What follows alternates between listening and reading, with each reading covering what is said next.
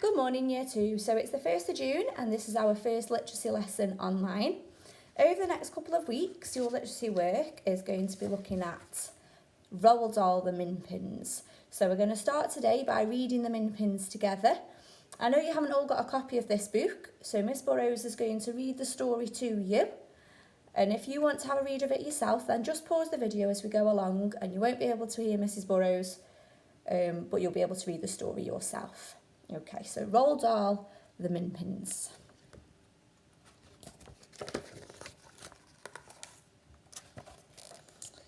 Little Billy's mother was always telling him exactly what he was allowed to do and what he was not allowed to do. All the things he was allowed to do were boring. All the things he was not allowed to do were exciting. One of the things he was never allowed to do, the most exciting of them all, was to go out through the garden gate all by himself and explore the world beyond.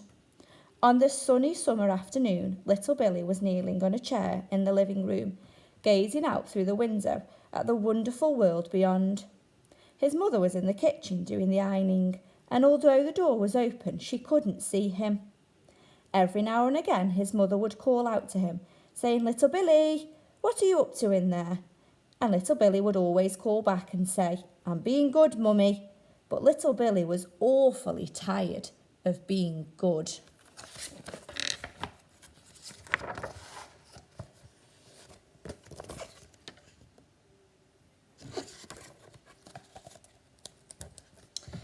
Through the window, not so very far away, he could see the big, black, secret wood that was called the Forest of Sin. It was something he had always longed to explore. His mother had told him that even grown-ups were frightened of going into the Forest of Sin.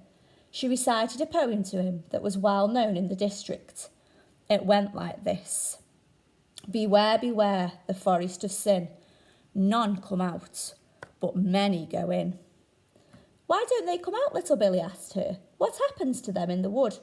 "That wood," his mother said, "is full of the most bloodthirsty wild beasts in the world." "You mean tigers and lions?" little Billy asked.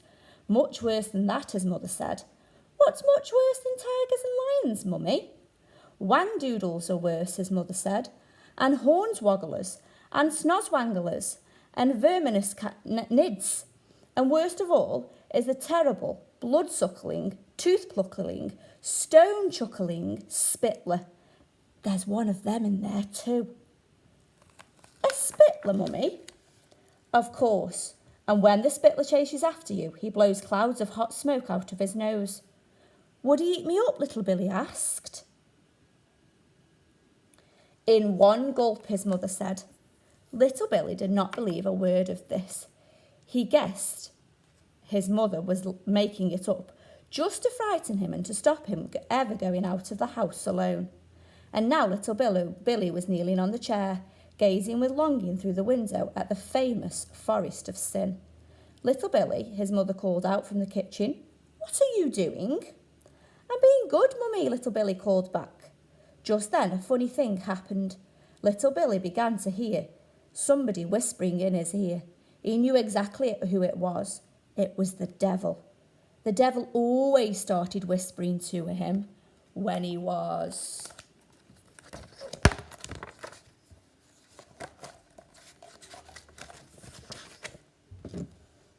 especially bored. It would be easy, the devil was whispering, to climb out through that window. No one would see you, and in a jiffy you would be in the garden, and in another jiffy you would be through the front gate, and in yet another jiffy you would be exploring the marvellous Forest of Sin, all by yourself. It is a super place. Do not believe one word of what your mother says about the whangdoodles and hornwogglers and snozwanglers and venomous nids and the terrible blood-suckling, tooth-pluckling, stone-chuckling Spitler. There's no such thing. "What is in there?" little Billy whispered. "Wild strawberries," the devil whispered back. "The whole floor of the forest is carpeted with wild strawberries, every one of them luscious and red and juicy and ripe. Go and see for yourself." These were the words the devil whispered softly into little Billy's ear on the sunny summer afternoon. The next moment little Billy had opened the window and was climbing out. In a jiffy he dropped silently onto the flower bed below. In another jiffy he was out of the garden gate, and in yet another jiffy he was standing on the very edge of the great big dark forest of sin. He'd made it. He'd got there, and now the forest was all his to explore. Was he nervous? What? Who said anything about being nervous? Hornwogglers? Vermicious nids? What sort of rubbish was that? Little Billy hesitated. I'm not nervous, he said. I'm not in the least bit nervous. Not me. Very, very slowly he walked forward into the great forest. Giant trees were soon surrounding him on all sides, and their branches made an almost solid roof high above his head, blotting out the sky. Here and there little shafts of sunlight shone through gaps in the roof. There was not a sound anywhere. It was like being among the dead in an enormous, empty, green cathedral.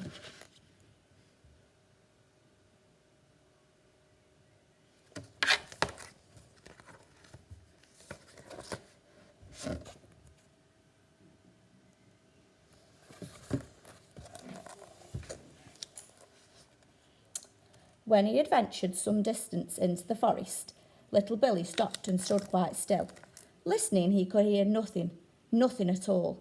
There was absolute silence. Or was there? Hold on just 1 second. What was that?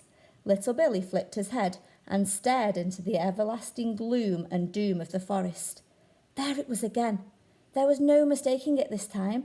From far, far away there was a faint, wheezing, whiffling noise, like a small gusty wind blowing through the trees. It grew louder every second.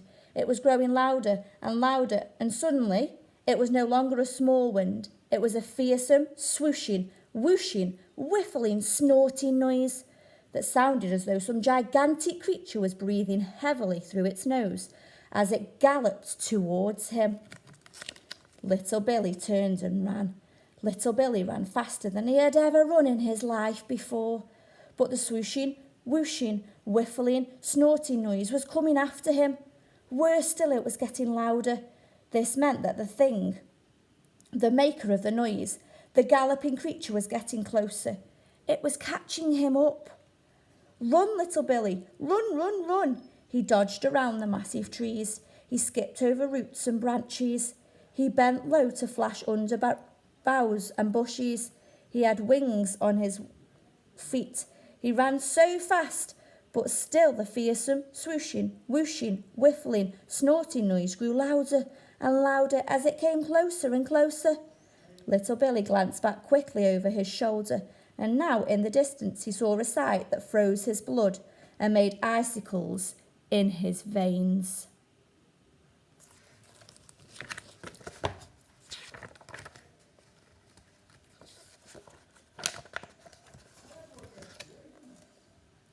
What he saw were two mighty puffs of orange-red smoke, billowing and rolling through the trees in his direction.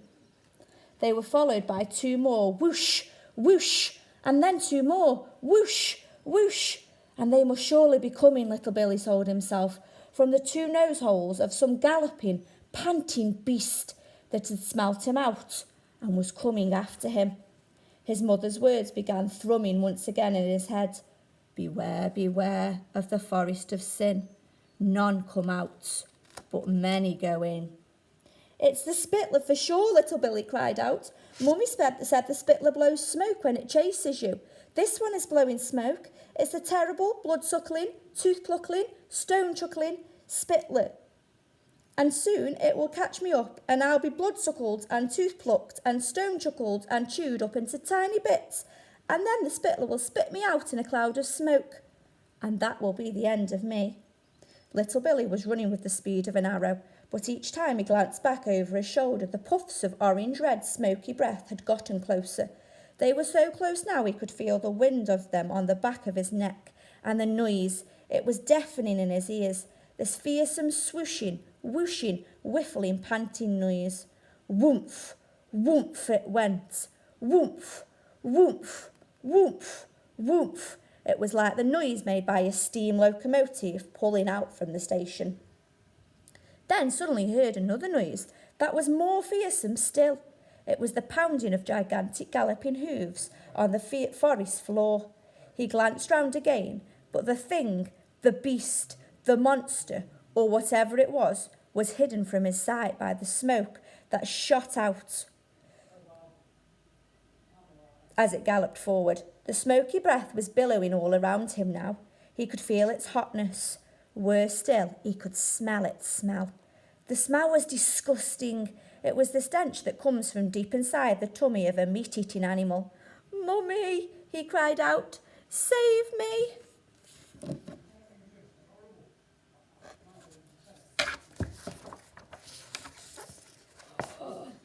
This is what's chasing Billy.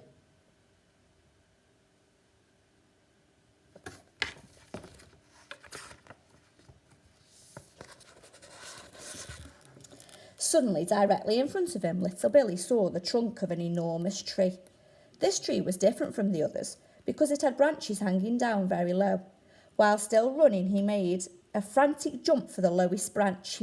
He caught it and pulled himself up. Then he grabbed the next branch above his head and pulled himself up again. Then again and again, climbing higher and higher to get away from the terrible, snorting, smoke-blowing, smelly-breathed beast. He stopped climbing when he was too exhausted to climb any higher. He looked up, but even now he couldn't see the top of the giant tree. It seemed to go on forever. He looked down. He couldn't see the ground either. He was in a world of green leaves and thick, smooth branches, with no earth or sky in sight. The snorting, smelly, smoke-blowing beast was miles away down below somewhere. He couldn't even hear it anymore. Little Billy found a comfortable place where two big branches came together, and he sat down to rest. For a moment, at any rate, he was safe.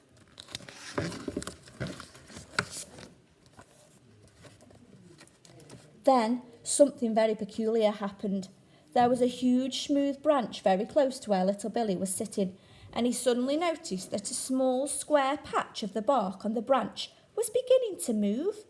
It was a very small patch, about the size of a postage stamp, and the two sides of it seemed to be splitting down the middle and opening slowly outwards, like a pair of shutters on a tiny window. Little Billy sat staring at this extraordinary thing, and all at once a strange, uncomfortable feeling came over him. It felt as though the tree he was sitting in and the green leaves all around him belonged to another world altogether, and that he was a trespasser who had no right to be where he was.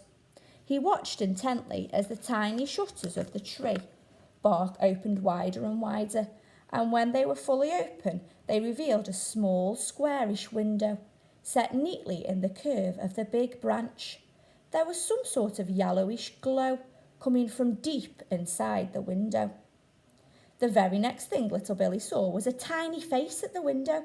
It appeared suddenly from nowhere, and it was the face of an extremely old man with white hair. Little Billy could see this clearly, despite the fact that the whole of the tiny man's head was no larger than a pea.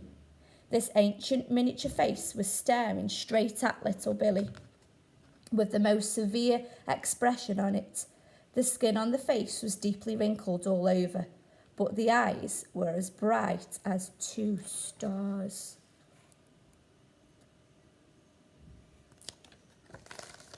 What do you think it might be?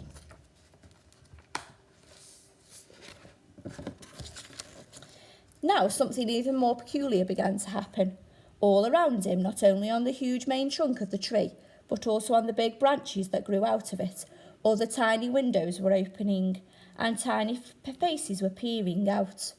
Some of the faces belonged to men, and others were women. Here and there the head of a child was seen peering over a windowsill. The heads of these children were no larger than the heads of matchsticks. In the end, there must have been more than 20 small windows all around where little Billy was sitting, and from each window these amazing little faces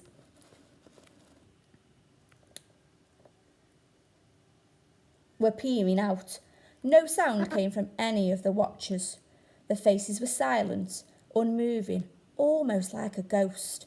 Now the tiny old man in the window nearest to Billy seemed to be saying something, but his voice was so soft and whispery, little Billy had to lean right up close to catch his words. "You're in a bit of a twizzler, aren't you?" the voice was saying. "You can't go down again, because if you do, you'll be guzzled up at once. But you can't possibly sit up here forever either." I know, little Billy gasped. "Don't shout," the tiny man said. "I'm not shouting," little Billy said. "Talk softer," the tiny man said. "You talk too loud. Your voice will blow me away." But who are you?" little Billy asked, taking care to speak very softly this time. "We're the Minpins," the tiny man said, "and we own this wood. I shall come closer, then you will hear me better."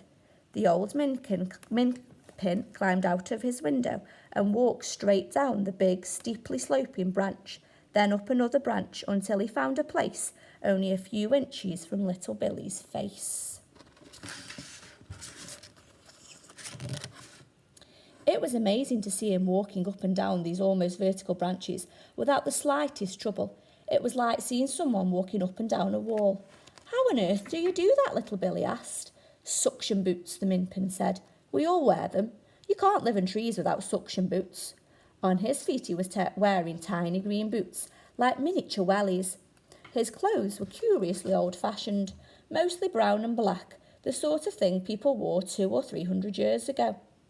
Suddenly all the other Minpins, men, women and children, were climbing out of their windows and making their ways towards little Billy. Their suction boots seemed to allow them to walk up and down the steepest branches with the greatest ease, and some were even walking upside down underneath the branches. All of them were wearing these old-fashioned clothes from hundreds of years ago, and several had on very peculiar hats and bonnets.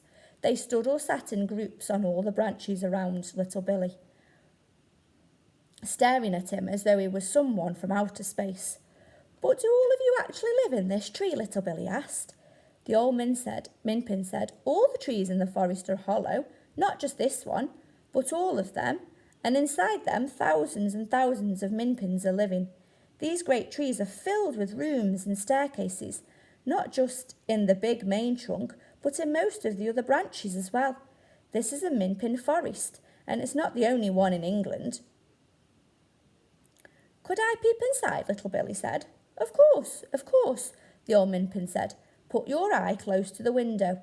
He pointed to the one he'd just come out of. I wonder what's going to be inside. What can you see? Little Billy shifted his position and placed one eye right up against the square hole that was no bigger than a postage stamp. What he now saw was quite marvellous. He saw a room that was lit by a pale yellow light of some sort, and it was furnished with beautifully made miniature chairs and a table. To one side was a four-poster bed. It was like one of the rooms little Billy had once seen in the Queen's doll's house at Windsor Castle. "It's beautiful," little Billy said. "Are they all as lovely as this one?" "Most are smaller," the old Minpin said. "This one is very grand because I'm the ruler of this tree. My name is Don Minnie. What is yours?" "Mine is Little Billy said. "Greetings, Little Billy," Don Minnie said. "You're welcome to look into some of the other rooms if you wish. We're very proud of them." All the other Minpin families wanted to show little Billy their own rooms. They rushed about along the branches calling out, "Come on, see mine. Please come and see mine." Little Billy began climbing about and peeping into the tiny windows. Through one window he saw a bathroom, just like his own at home, only 1,000 times smaller. And through another he saw a classroom with lots of tiny desks and a blackboard at one end. In every room there was a stairway, in one corner leading up to the room above. As little Billy went from window to window, the Minpins followed him, clustering round and smiling at his exclamations of wonder. "They're all absolutely marvellous," he said. "They're much nicer than our rooms at home."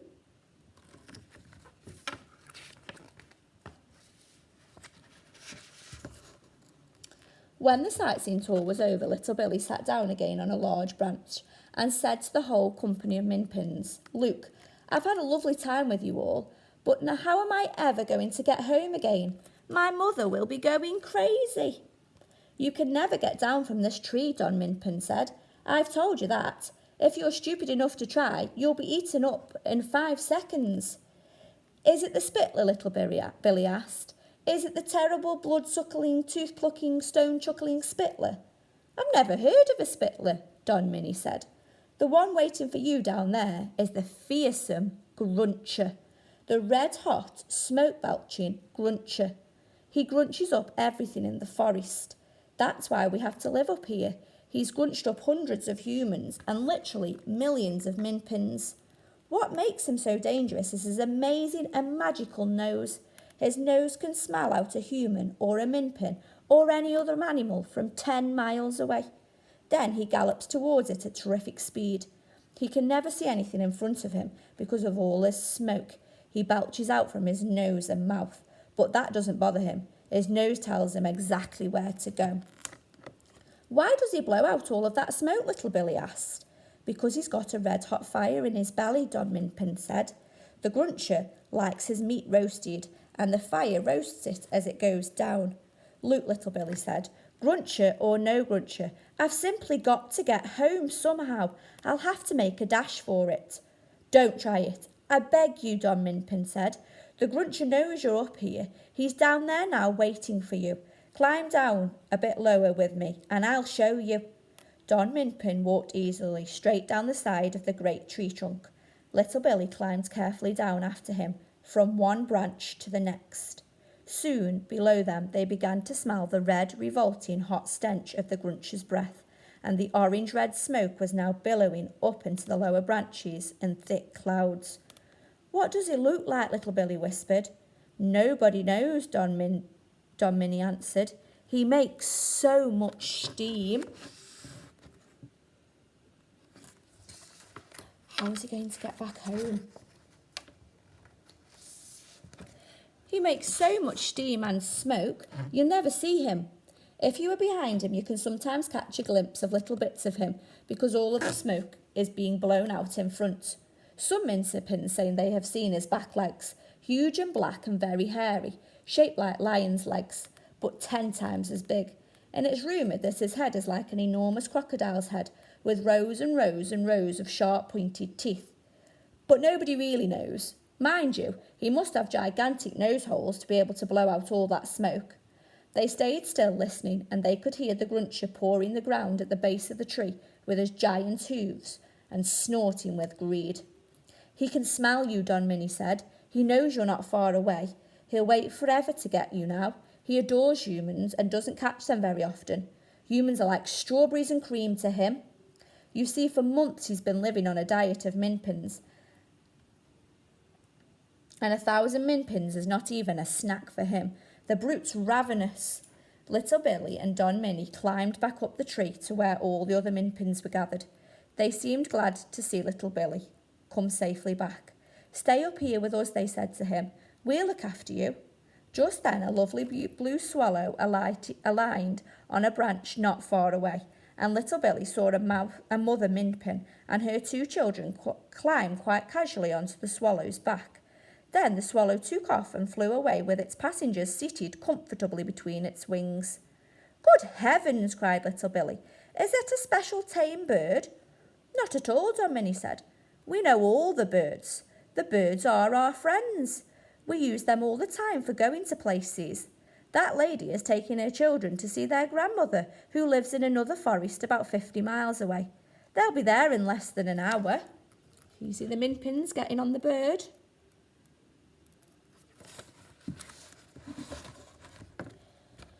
Can you talk to them, little Billy asked. To the birds, I mean. Of course we can talk to them, Don Minnie said. We can summon them any time we want if we have to go somewhere. How else would we get our supplies of food up here? The red-hot Gruncher makes it impossible for us to walk anywhere in the wood. Do the birds like doing this for you? Little Billy asked. They'll do anything for us, Don Minnie said. They love us, and we love them. We store food for them inside our trees so they don't starve when the icy winter comes along. Suddenly, all sorts of birds were aligning on the branches of the tree, around where little Billy was sitting, and the minpins were climbing onto their backs in droves. Most of the minpins had small sacks clung over their shoulders. At this time of day they go off to collect food, Don Minnie said. All the grown-ups have to help in getting food for the community. The population of each tree looks after itself. Our large trees are like your cities and towns, and the small trees are like your villages. It was an astonishing sight. Every kind of wonderful bird was flying in and perching on the branches of the great tree, and as soon as one landed, a Minpin would climb onto its back, and off they would go. There were blackbirds and thrushes and skylarks and ravens and starlings and jays and magpies and many small finches. It was all very fast and well organised. Each bird seemed to know exactly which Minpin it was collecting, and each Minpin knew exactly which bird he or she had ordered for the morning. The birds are like our cars, Don Minnie said to little Billy. They are much nicer, and our cars and never crash. Soon all the grown-up Minpins, excepting Don Minnie, had flown away on the birds, and only the tiny children were left. Then the robins came in, and the children began climbing onto their backs and going for short flights. Don Minnie said to little Billy, the children all practice learning to fly on robins. Robins are sensible and careful birds, and they love the little ones. Little Billy simply stood there staring. He could hardly believe what he was seeing.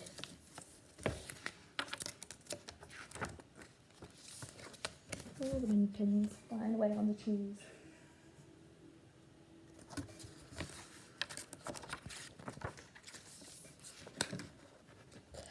While the children were practising on the robins, little Billy said to Don Minnie, is there no way in the world to get rid of that disgusting red-hot smoke-belching Gruncher down below? The only time a Gruncher dies, Don Minnie said, is if he falls into deep water. The water puts out the fire inside him, and then he's dead. The fire to a Gruncher is like your heart. Stop your heart and you die at once. Put out the fire and the Gruncher dies in 5 seconds. That's the only way to kill a Gruncher. Now hang on a minute, little Billy said. Is there by any chance a pond or something around here?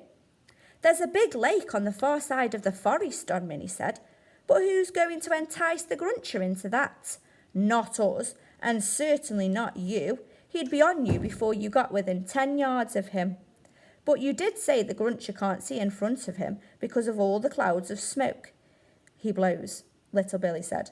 Quite true, Don Minnie said. But how is that going to help us? I don't think the Gruncher is ever going to fall into the lake. He never goes out of the forest. I think I know how to make him fall in, little Billy said. What I want, little Billy went on, is a bird that's big enough to carry me. Don Minnie thought about it for a while. Then he said, you're a very small boy, and because of that, I think a swan could carry you easily. Call up a swan, little Billy said. Suddenly, there was a new authority in his voice. But, I hope you're not going to do anything dangerous, Don Minnie cried. Listen carefully, little Billy said, because you must tell the swan exactly what he has to do. With me on his back, he must fly down to the Gruncher. The Gruncher will smell me and know that I am very close, but he won't see me through all the steam and the smoke. He'll go mad trying to get at me. The swan will tantalise him by flying back and forth, right in front of him. Is that possible? Quite possible, Don Minnie said, except that you might easily fall off. You've had no flying practice at all. I'll hang on somehow, little Billy said. Then the swan, keeping very low, will fly off through the forest, with the ravenous Gruncher hotfoot in pursuit. The swan will keep just ahead of the Gruncher all the time, driving him crazy with my smell, and in the end the swan will fly straight over the big, deep lake, and the Gruncher, now travelling at a terrific speed, will follow right behind. Presto! He'll fall in the lake.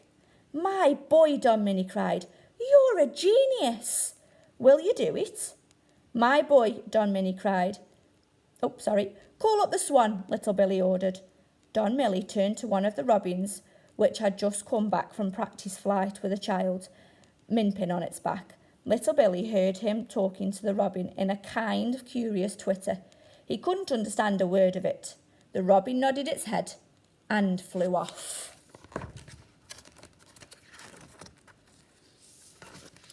Billy's on the swan.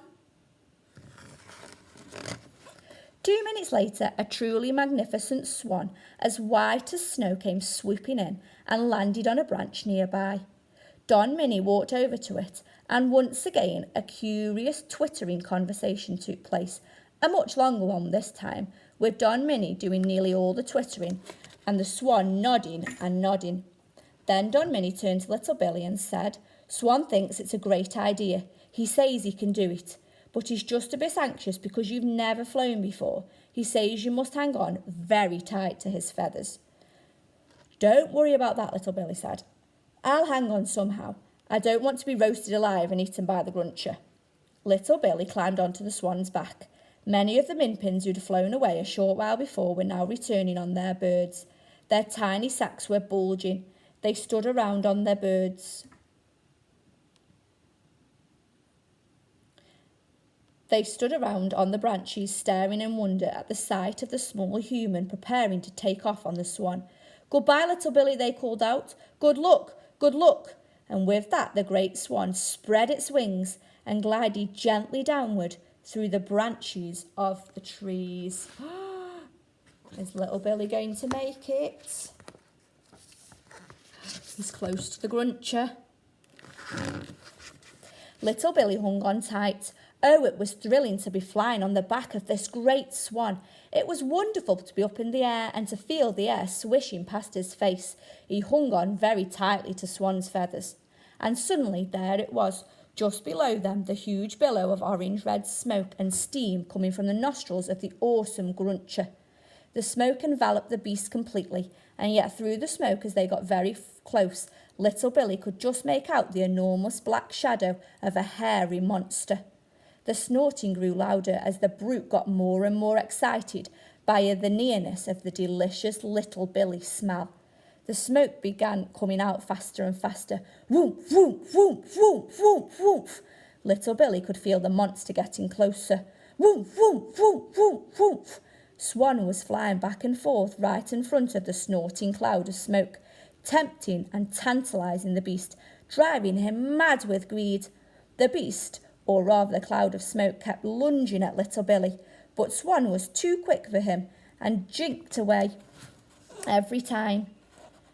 The snorting grew louder and more ferocious every second. Woof, woof. And the hot steam came pouring out thicker than ever. Once Swan looked round to see if little Billy was all right. Little Billy nodded and smiled. He could swear Swan nodded and smiled back at him. At last, Swan must have decided that they'd done enough teasing. The great thick orange cloud was leaping up and down in the frenzy of hunger and desire, and the whole forest was echoing with snorts and growls of the awesome creature. Swan glided around and headed in a straight line towards the edge of the forest, and of course the vast cloud of smoke came hurtling after it. Swan was very careful to fly low all of the time, keeping just in front of the Gruncher, leading him on and on, threading a path carefully through the great trees in the forest. The scent of human food was very strong in the Gruncher's nostrils, and he must have been thinking that so long as he kept going flat out, he would catch his meal in the end. Being chased by the Gruncher.